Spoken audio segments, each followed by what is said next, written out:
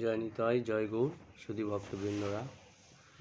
আজকে রবিবার 30শে নভেম্বর, আগামী দিন 1লা ডিসেম্বর। আগামী দিন হচ্ছেন মুখ্য একাদশী এবং গীতা জয়ন্তী বলা হয়। আগামী দিনই ভগবান অর্জুনকে গীতা উপদেশ দিয়েছিল এই অঘ্রাণ মাসে, এই শুক্লপক্ষে।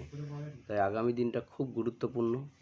যারা যারা এই গীতা জয়ন্তী পালন করবে অবশ্যই মোক্ষদা একাদশী অবশ্যই পালন করবে। কারণ একাদশী প্রত্যেকটা জীবের জন্য, 8 থেকে 80 সবার জন্য একাদশী।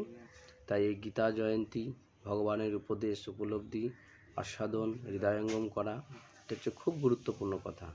তাই এই শ্রীমদ্ ভাগবত গীতার উপদেশ আমরা পেয়েছি এই দিনে।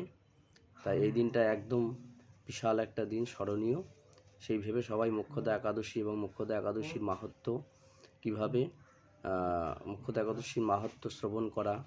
তাই আজকের দিন মানে রবিবার দিন সবাই একদম শুদ্ধ ভগবানের প্রসাদ পেয়ে নিরামিষ আহার করে দন্ত ধাবন করে রাত্রে ভোরবেলা উঠে ভগবানের আরতি কীর্তন সারা দিনটা যেন ভগবানের জ্ঞাপন করা যায় এবং তার শ্রীমদ্ ভাগবত গীতা বেশি বেশি করে পাঠ করা এবং গীতা দান করা, এই দিনটা যেন ভগবানের উদ্দেশ্যে আমরা অর্পণ করতে পারি, তাহলে আমাদের জীবন একদম সফল হবে।